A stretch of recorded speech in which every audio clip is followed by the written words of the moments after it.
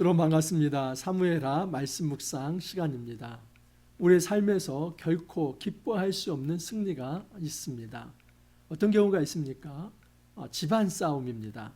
집안의 형제들이 서로 편을 나눠서 싸웠다고 보십시오. 어떤 한쪽이 이긴들 그것이 승리라고 말할 수도 없을 뿐만 아니라 결코 그것이 기쁨이 되지는 않습니다.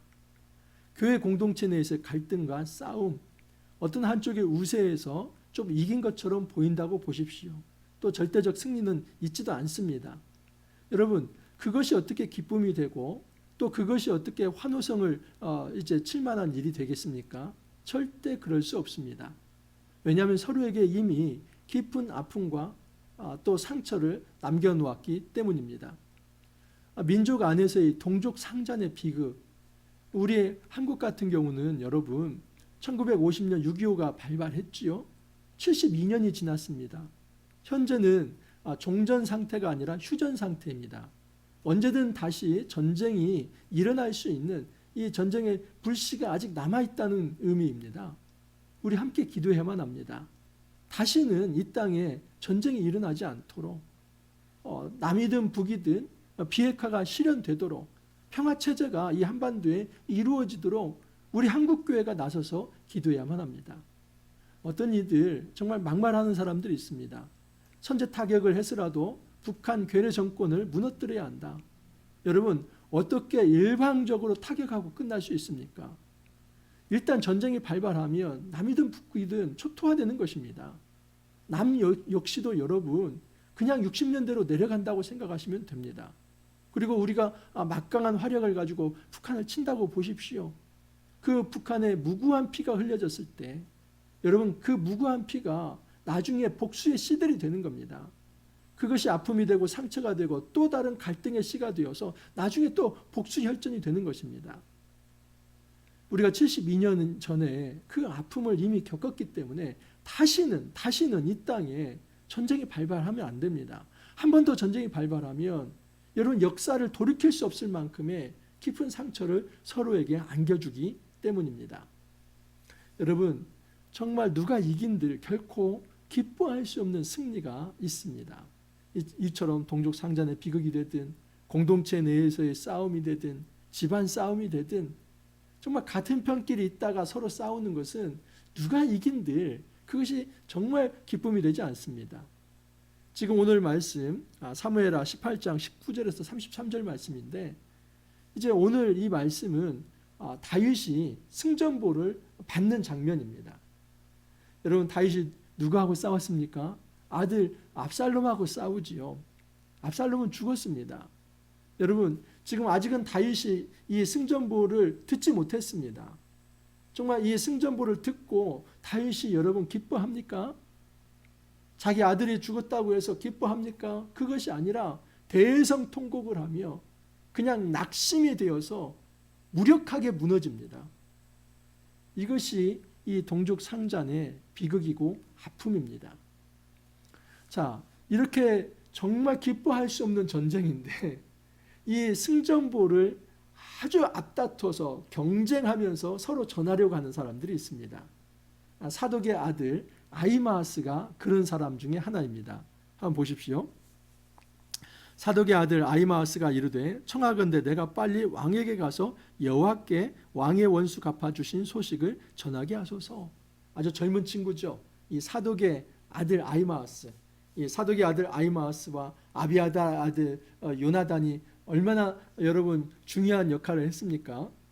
이 예루살렘 성 안에서 후세가 아이도벨의 계략을 파할 때 그 소식을 지금 다윗에게 전달했던 사람들이 바로 이 사독과 아비아달의 아들들입니다. 자, 이 사독의 아들 아히마아스가 이제 한껏 공명심을 좀 내고 싶었습니다. 이 전투에서 지금 우리 이제 다윗 군대가 이 압살롬 군대를 쳐서 이겼는데 이 승전보를 한시라도 빨리 다윗에게 가서 전달하고 싶은 그런 마음이 지금 이 아히마아스에게 있었던 것입니다. 자, 그런데 그것을 누가 막냐면 요압 장군이 막습니다. 여러분 요압은 모든 정세를 다 꿰뚫어 보는 사람입니다. 정말 머리도 좋고 또 전투도 잘하고 그렇지만 그는 교만한 게 큰 문제이죠. 여러분 다윗의 명을 어기고 그는 압살롬을 죽였습니다. 그리고 이 일 때문에 지금 압살롬이 죽은 것 때문에 다윗은 결코 기뻐하지 않을 것을 다 알고 있었습니다. 그래서 아히마아스에게 지금 이번만큼은 결코 네가 전달하는 소식이 좋은 소식이 되는 것이 아니라 이 왕의 마음을 아프게 하는 것이니 네가 앞다퉈서 소식을 전하려고 하지 마라 하면서 이 요압이 아히마아스 대신에 구스 사람을 이제 승전보를 전하는 사신으로 메신저로 파송을 합니다. 근데 아히마아스가 여전히 이제 고집을 부립니다. 내가 좀 가서 이 승전보 좀 전하게 해주십시오. 요압이 마지못해서 허락을 합니다. 그래서 이 아히마아스가 지름길, 이 들길로 해가지고 이 구스 사람보다 먼저 앞장서서 뛰어갑니다. 그래서 이 다윗에게 나아갑니다. 그리고 다윗에게 승전보를 전하지요. 그런데 다윗이 관심 갖는 것이 무엇이었습니까? 여러분, 다윗이 관심 갖는 것은 지금 이 단지 이스라엘이 이겼느냐 졌느냐, 이 다윗 군대가 이겼느냐 졌느냐, 이게 중요한 게 아니라 다윗에게 있어서 주 관심은 내 아들 압살롬이 죽었는가 살았는가, 그것이었습니다. 그래서 29절을 보면 왕이 이르되 젊은 압살롬은 잘 있느냐 하니라. 아히마아스가 대답하되 요압이 왕의 종 나를 보낼 때에 크게 소동하는 것을 보았사오나 무슨 일인지 알지 못하였나이다. 이 아히마아스가 아주 그냥 잔꾀가 많은 친구입니다. 그래서 다윗 앞에 먼저 나아가 가지고 다윗에게 우리가 이겼습니다. 이 원수를 우리가 무찔렀습니다. 그러니까 다윗이 물어보죠. 근데 압살롬은 어떻게 되었느냐? 그것에 대해서는 제가 잘 모릅니다. 이제 이 요압 장군이 이야기하기 전에 저는 먼저 뛰어왔습니다. 근데 여러분 이거 거짓말이죠. 한번 보십시오. 20절을 보면 요압이 그에게 이르되 너는 오늘 소식을 전하는 자가 되지 말고 다른 날에 전할 것이니라. 왕의 아들이 죽었나니 내가 오늘 소식을 전하지 못하리라 하고. 여러분 이 요압이 아히마아스에게 지금 압살롬이 죽었다는 사실을 분명히 고지하지 않습니까? 아히마아스가 몰랐던 게 아닙니다. 그런데 아히마아스는 제가 압살롬이 죽었는지 그것은 아직은 그 전황을 못 들었습니다. 그래서 아히마아스는 이제 좋은 소식만 전한 것이죠. 전투에서 승리했습니다. 그러니까 이제 다윗이 그래 그럼 너 좀 물러가 있어라. 그래서 뒤에서 이제 뒤쫓아오는 이 구스 사람에게 물어봅니다. 이 전황이 어떻게 되었는지 물어보면서 이 내 아들 압살롬이 어떻게 되었느냐. 근데 이 구스 사람 되게 의식이 없는 사람입니다. 그냥 단순한 기계적 메신저라고 보면 됩니다. 이 전황을 어떤 이 다윗이 어떤 상황에서 어떻게 어떤 말을 기뻐하고 좋아할까 전체 이 맥을 못 잡는 사람입니다. 그래서 그가 하는 말이 이런 말입니다. 구스 사람이 대답하되 내 주 왕의 원수와 일어나서 왕을 대적하는 자들은 다 큰 청년같이 되기를 원하나이다. 다윗은 지금 이 압살롬 죽으면 그 소식 들으면 너무나 슬퍼할 건데 이 구스 사람은 이 다윗 왕에게 내 주 왕의 원수와 일어나서 왕을 대적하는 자들은 다 그 청년처럼 되었으면 좋겠다. 그 청년이 누굽니까? 압살롬이죠. 압살롬처럼 이 모든 원수가 무너지기를 바랍니다. 이 얘기는 압살롬 죽었다는 얘기죠. 그 얘기를 듣고 왕의 마음이 심히 아파 문 위층으로 올라가서 우니라. 그가 올라갈 때에 말하기를 내 아들 압살롬아 내 아들 압살롬아 차라리 내가 너를 대신하여 죽었다면 압살롬 내 아들아 하였더라. 부모의 마음이죠. 아비의 마음입니다. 이 아비는 지금 이 압살롬이 죽은 것에 대해서 대단히 슬퍼합니다. 자, 그런데 여러분 이 다윗이 한 가지 문제가 있습니다. 여러분 다윗이 지금 누구에게만 관심이 있습니까? 지금 전투가 끝났다면 지금 이 왕이잖아요. 왕은 공적인 자리에 있기 때문에 공적으로 이 지금 다윗 군대 그들이 얼마나 수고 많았습니까? 그러면 그 사람들 위로도 해줘야 하고 그리고 정말 이 병력이 얼마나 손실이 있었는지도 물어봐야 하고 또 그 군대 장관들이나 이 어떤 장교들 그들이 죽었는지 살았는지도 안부도 다 물어봐야 하지 않습니까? 그런데 다윗은 전체 한마디도 물어보지 않습니다. 단 한마디도 물어보지 않고 다윗의 오로지 관심은 압살롬입니다. 그러니까 다윗의 지금 문제는 뭐냐면 이 공적인 자리에서 지극히 사적 감정에만 매달려 있는 것입니다. 다윗이 사실은 이렇게 해서 문제가 생겼던 것입니다. 여러분, 이 전투는 사실은 어찌 보면은 불의한 전투라고 봐야 합니다. 왜냐하면 사실은 이 다윗의 불의와 그리고 압살롬의 불의가 서로 부딪혀 가지고 그 깊은 이 전투의 수렁에 빠져들었기 때문입니다. 다윗이 왜 불의합니까? 여러분, 다윗이 밧세바를 범하는 간음죄를 지었죠. 또 그의 남편 우리아를 죽이는 살인죄를 지었죠. 근데요, 이것을 아주 빼어 닮은 자가 누구입니까? 바로 압살롬입니다. 여러분, 이 압살롬이 다윗의 이 후궁을 강간하지 않았습니까? 그리고 또 암논을 암살하지 않았습니까? 그리고 다윗을 이제 치기 위해서 이처럼 전투를 일으키며 또 무고한 피를 흘리지 않았습니까?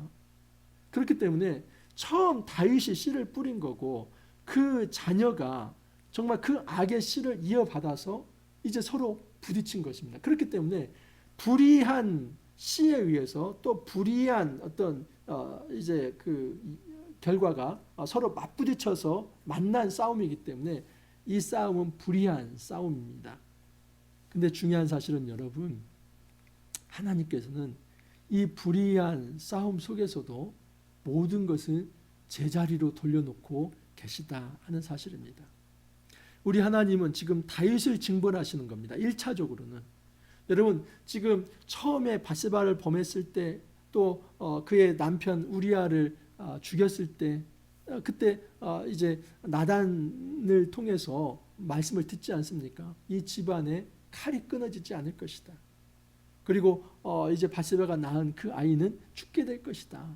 그리고 너의 아내들이 다 백주대낮에 강간을 당할 것이다. 이미 이것은 예언된 것입니다. 그렇기 때문에 이 싸움 역시도 하나님이 다윗의 불의에 대해서 징계하시는 심판전쟁이기도 합니다.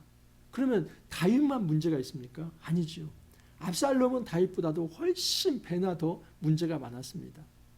그는 자녀이면서도 왕과 상의하지 않고 이 암논을 이제 그의 잘못을 이제 그 징벌한다고 해가지고 사적인 힘을 써서 암살을 하고, 그리고 또 이 다윗의 후궁들을 강간을 하고, 그리고 다윗에게 이제 칼을 겨누면서 이 불의한 전쟁을 일으켰기 때문에 여러분, 다윗도 악의 씨를 뿌리는 사람이지만 이 압살롬 역시 정말 불의한 존재였습니다. 그래서 그 불의 대 불의가 지금 만났고 하나님은 이 다윗도 심판을 하시고 또 한편으로는 압살롬도 심판을 하신 겁니다.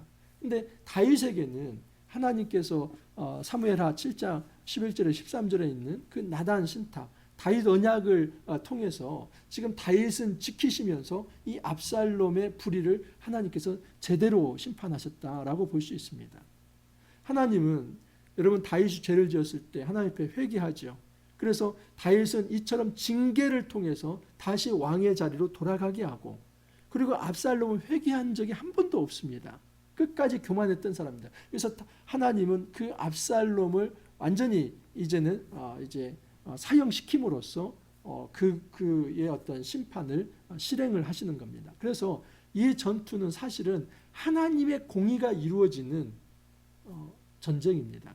그 하나님의 공의가 이루어지는 상황에서 다윗도 징계를 받은 것이고, 그리고 압살롬도 심판을 받은 것이기 때문에 압살롬 입장이든 또는 다윗의 입장이든 그 누구 하나 내가 이겼다고 그렇게 함부로 자만하면서 승리를 기뻐할 수 없는 것입니다. 그런데 이렇게 기뻐할 수 없는 상황인데도 서로 내가 먼저 이 승전보를 전하겠다고 공명심을 가지는 것은 전혀 역사의식이 없는 것입니다.